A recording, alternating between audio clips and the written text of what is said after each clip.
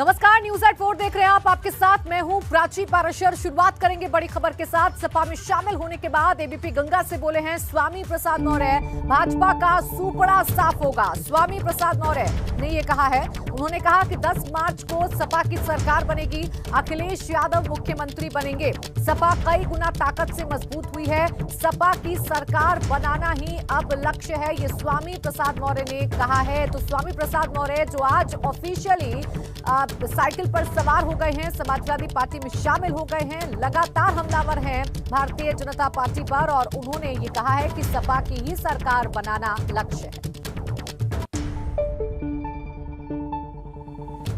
आपने आज बहुत गरजते हुए बातें रखी और आज सपा की सदस्यता आपने ज्वाइन किया, क्या होगा भाजपा का? भाजपा का अंत होगा, भाजपा का अंत होगा, उसका सुपड़ा साफ होगा, प्रदेश की जनता को इनसे निजात मिलेगा। वो कैसे? स्वाभाविक रूप से ये जो जबरदस्त जनसैलाब आज पूरे लखनऊ में हर जगह पर, जिसके आने से सड़क जाम हो गया, जगह जगह एलईडी टीवी लगाने के बावजूद भी कार्यकर्ताओं का हुजूम अनियंत्रित हो रहा था, ये उसी परिवर्तन का प्रतीक है। और आज की 14 तारीख की तारीख से यह सुनामी चलेगी। 10 मार्च 2022 को जब परिणाम आएगा तो समाजवादी पार्टी की सरकार बनेगी और भारतीय जनता पार्टी का सुपड़ा साफ हो जाएगा। में कितना देंगे? जो उनकी पुरानी हैसियत थी, वही 40 से 50, 42 विधायक से लेकर 45 विधायक के बीच में। समाजवादी पार्टी में क्या विशेष दिख रहा है आपको? अब वो आज के उमड़े हुए जनसैलाब ने जो मेरे नेतृत्व में दमखम के साथ समाजवादी पार्टी में सम्मिलित होने की घोषणा की, वो अब सब कुछ विशेष ही विशेष है। अखिलेश जी बहुत खुश थे आप। स्वाभाविक रूप से जिसकी ताकत, आप ही की बात रख रहा हूं, जिसकी ताकत 5 गुना 10 गुना बढ़ेगी, वो खुश होगा ही होगा। बहुत खुश थे। मैं चाहता हूं कि 1 मिनट और बात कर लें। आप ही की बात रख रहा हूं। अब जब भाई ये सब कुछ जो भी हो रहा है, समाजवादी पार्टी सरकार बनाने के लिए हो रहा है। समाजवादी पार्टी सरकार बनेगी, अखिलेश यादव मुख्यमंत्री होंगे, तो ये खुशी का माहौल है भी। जब समाजवादी पार्टी आज कई गुना ज्यादा ताकत के साथ मजबूत हुई है, तो खुशी होना भी चाहिए और खुशी का इजहार भी करना चाहिए। कह रहे थे कि गोरखपुर चले गए बाबा, स्वामी प्रसाद मौर्य की वजह से। स्वाभाविक रूप से अब तो केवल बाबा ही नहीं, बारी बारी से सभी जाएंगे, सभी की विदाई होनी तय है। इसलिए अब जब तक चुनाव नहीं होता है तब तक ये कुर्सी पर बैठे हैं। चुनाव होने के बाद सबको कुर्सी छोड़ करके वापस जाना पड़ेगा। मौर्य जी बहुत भावुक हो गए आपको लेकर।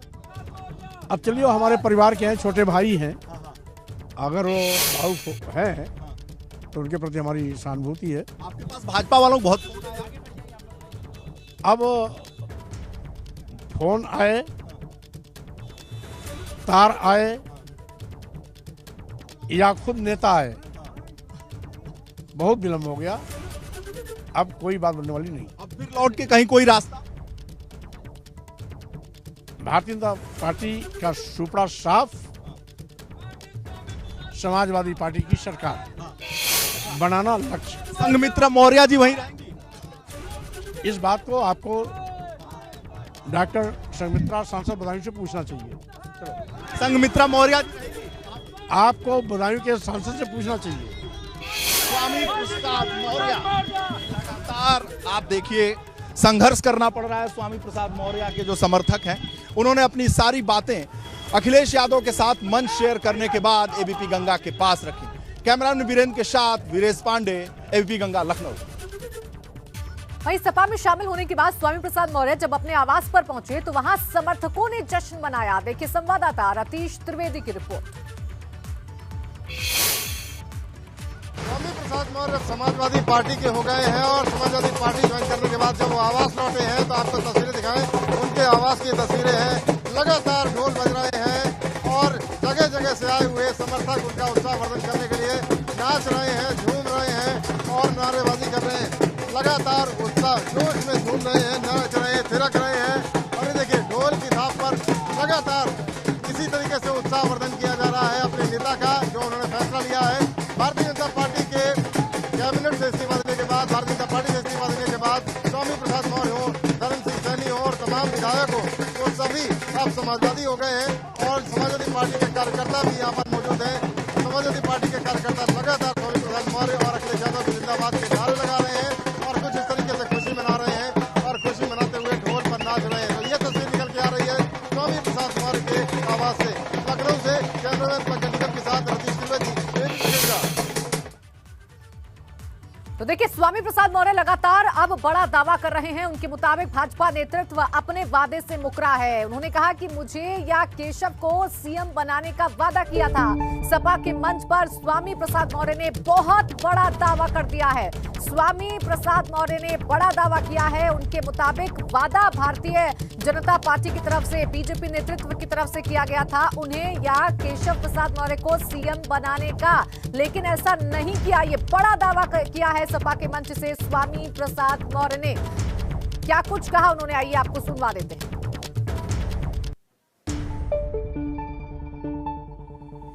भारतीय जनता पार्टी के लोगों ने इस देश के गरीबों, मजलूमों, दलितों, पिछड़ों, अल्पसंख्यकों के आंख में धूल झोंककर सत्ता हथियाई थी।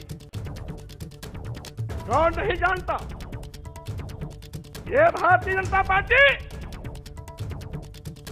केशव प्रसाद मौर्य और स्वामी प्रसाद मौर्य का नाम उछालकर पिछड़ों के बलबूते पर सरकार बनाई थी। चर्चा किया था मुख्यमंत्री होंगे या तो केशव प्रसाद मौर्य या तो स्वामी प्रसाद मौर्य। पहले गाजीपुर से स्काई लैब उतारने की कोशिश की गई। स्काई लैब यहां आते आते बीच में ही ब्लास्ट हो गया। दूसरा स्काई लैब गोरखपुर से लाकर के मुख्यमंत्री की कुर्सी पर बैठा दिया और पिछड़े वर्गों की आंख में धूल झोंकने का काम किया। और चलिए सीधा रुख करेंगे लखनऊ का। हमारे ब्यूरो चीफ वीरेश पांडे हमारे साथ जुड़ गए हैं। वीरेश, देखिए, स्वामी प्रसाद मौर्य जब से बीजेपी को उन्होंने छोड़ा है तभी से लगातार उन्हें तमाम शिकायतें याद आ रही हैं, तमाम जो गिले शिकवे हैं वो बता रहे हैं। और इस बीच एक बड़ी चीज को उजागर कर गए हैं ये बोलकर कि उन्हें सीएम बनाने का जो वादा है वो किया गया था और ऐसा किया नहीं।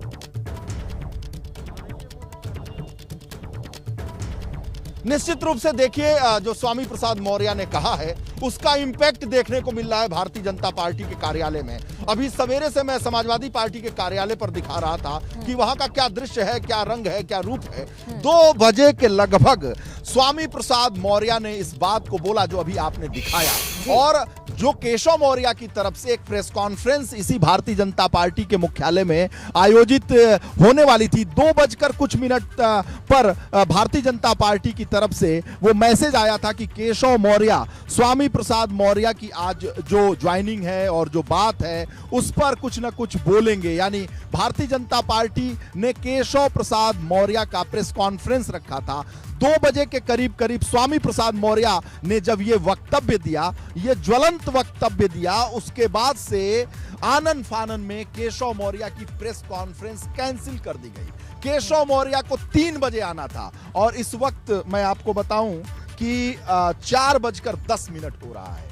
केशव मौर्य भारतीय जनता पार्टी के दफ्तर मुख्यालय में नहीं आए हैं। उन्हें 3 बजे आना था, प्रेस कॉन्फ्रेंस करनी थी, स्वामी प्रसाद मौर्य अखिलेश यादव का जवाब देना था, जो धर्म सिंह सैनी है उनका जवाब देना था, भारतीय जनता पार्टी से टूटे हुए विधायकों का जवाब देना था। केशव मौर्य की 3 बजे प्रेस कॉन्फ्रेंस यहां आहूत की गई थी, लेकिन केशव मौर्य ने अपनी जो प्रेस कॉन्फ्रेंस है उसे कैंसिल कर दिया है। 3 बजे की प्रेस कॉन्फ्रेंस, जब मैं आपसे बात कर रहा हूं 4:10 हो गया है, अभी वो अपने कालिदास आवास पर बैठे हुए हैं, अपने घर के अंदर हैं। वो प्रेस कॉन्फ्रेंस जो जानकारी आ रही है कि वो कैंसिल हो गई है और अभी जो भारतीय जनता पार्टी के मुख्यालय पर कार्यकर्ता हैं, नेता हैं, उनको जरूर दिखाना चाहूंगा कि दर्शक जो है बीपी गंगा के, वो ये देख लें कि भारतीय जनता पार्टी के देवतुल्य कार्यकर्ता भारतीय जनता पार्टी के मुख्यालय पर मौजूद हैं, अपनी नेताओं की एक झलक देखना चाहते हैं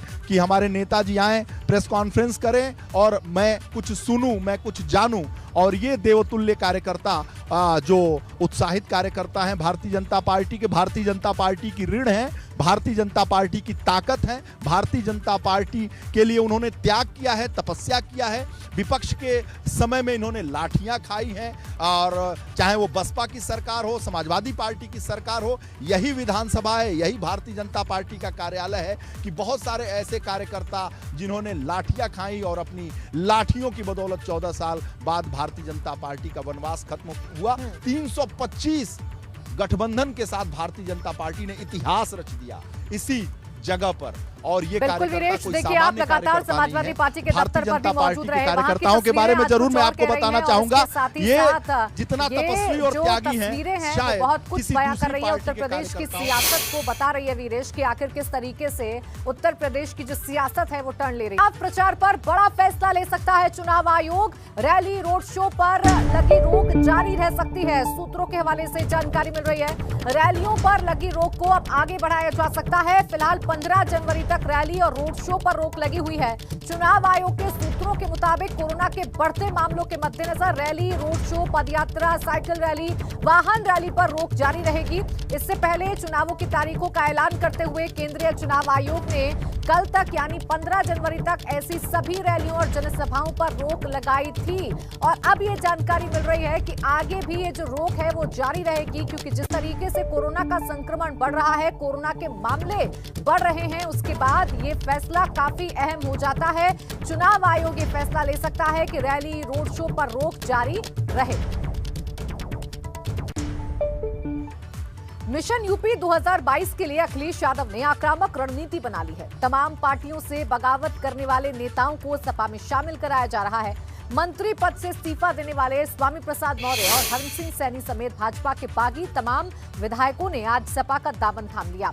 इस दौरान लखनऊ के सपा दफ्तर में वर्चुअल रैली का कार्यक्रम आयोजित कर इन नेताओं को सपा की सदस्यता दिलाई गई। सपा में शामिल होने वाले ये नेताओं के से जुड़ी हुई 5 तस्वीरें हम आपको दिखा रहे हैं, जहां सपा अध्यक्ष अखिलेश यादव ने नेताओं का स्वागत किया।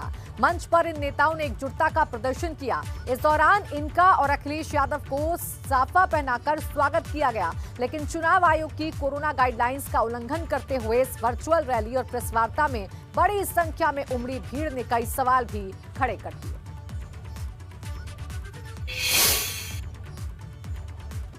भाजपा के बागी नेताओं के सपा में शामिल होने के बाद पार्टी में दफ्तर में आयोजित वर्चुअल रैली में अखिलेश यादव ने इन नेताओं का स्वागत करते हुए भाजपा और सीएम योगी पर तंज कसा। साथ ही कहा कि अब साइकिल ने रफ्तार पकड़ ली है। हमें लगता है सरकार के लोगों को पहले ही पता लग गया था कि यहाँ पर स्वामी प्रसाद मौर्य जी के साथ, धर्मपाल सैनी जी के साथ, धर्म सिंह सैनी जी के साथ बड़ी संख्या में लोग आ रहे होंगे। हमारे मुख्यमंत्री पहले ही गोरखपुर चले गए, हालांकि उनकी किसी ने टिकट बुक कर रखी है। वो 11 तारीख की टिकट थी, लेकिन आप लोगों के आ जाने से आज ही वो गोरखपुर चले गए। अब तो चुनाव आ गया है, इसी दिन का तो इंतजार कर रहे थे हम लोग कि चुनाव कब आएगा। अब साइकिल का हैंडल भी ठीक है और दोनों पहिए भी ठीक हैं अब, और पैडल चलाने वाले देखो कितने हमारे नौजवान साथी दिखाई दे रहे हैं। अब कोई नहीं रोक सकता रफ्तार को। जब समाजवादी और अंबेडकरवादी साथ आ गए तो कोई नहीं रोक सकता।